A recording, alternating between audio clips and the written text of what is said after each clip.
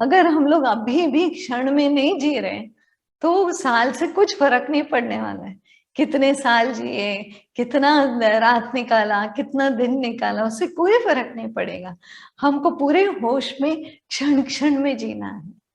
क्षण में जीना ही जीवन है। बाकी तो फिर आगे पीछे हो गया ना, पास्ट एंड फ्यूचर। तो उसके बाद वो बोलते हैं अव्यक्त, 18वां श्लोक, अव्यक्तात् व्यक्तः सर्वाः, अव्यक्तात् व्यक्त्यः सर्वाः प्रभवन्त्यः आगमे रात्र्यागमे प्रलीयन्ते तत्रैव व्यक्त संज्ञके। मतलब ये जो अव्यक्त व्यक्त चल रहा है, तो हम व्यक्त हैं कि अव्यक्त है अभी, ये हम लोग को सोचना है। तो ब्रह्मा का जो दिन रहता है तभी हम सारे व्यक्त हो जाते हैं। वी ऑल बिकम मैनिफेस्ट, हम सब दिखाई देते।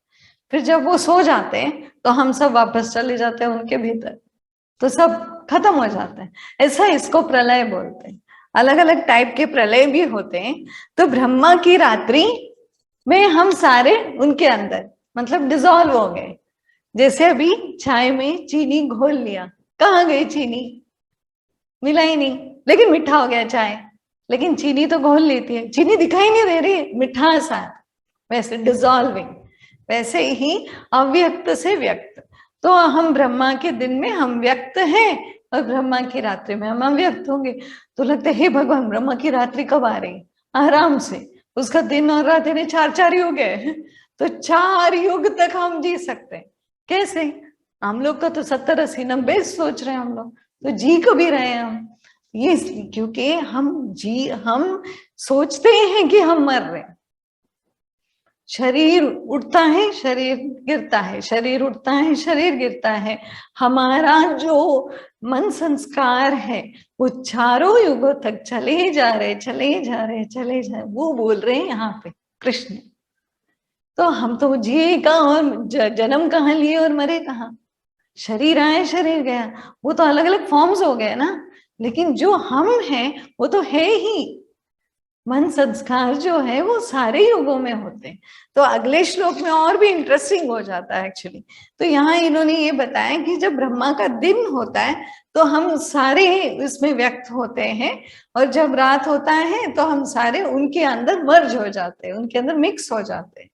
तो इसमें सृष्टि, स्थिति और प्रलय ये समझना है। तो सृष्टि, स्थिति, प्रलय यानी सृष्टि यानी जो उत्पन्न हुआ या जो दिखाई दे रहा है, जो जन्म हुआ। स्थिति यानी उसका रहना, और प्रलय यानी उसका खत्म हो जाना। विनाश नहीं बोल सकते, खत्म भी नहीं होते, हम उसमें घुल जाते, डिसॉल्व हो जाते। तो उठ, जैसे अभी पानी में बुदबुदे उठे, रहे क्षण मात्र और फिर बुदबुदे चले गए। तो उठना, फिर रहना, फिर उसमें विलीन हो जाना, इसका ही है ये सृष्टि, स्थिति और प्रलय।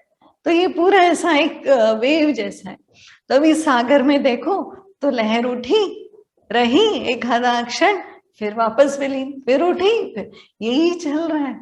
तो ऐसे ही ये 4 युग में हम उठते रहते, विलीन होते, उठते रहते। ये सर्कल कंटिन्यू हो रहा है युगों युगों तक। तो 4 युग होने के बाद ब्रह्म की रात्रि होती है।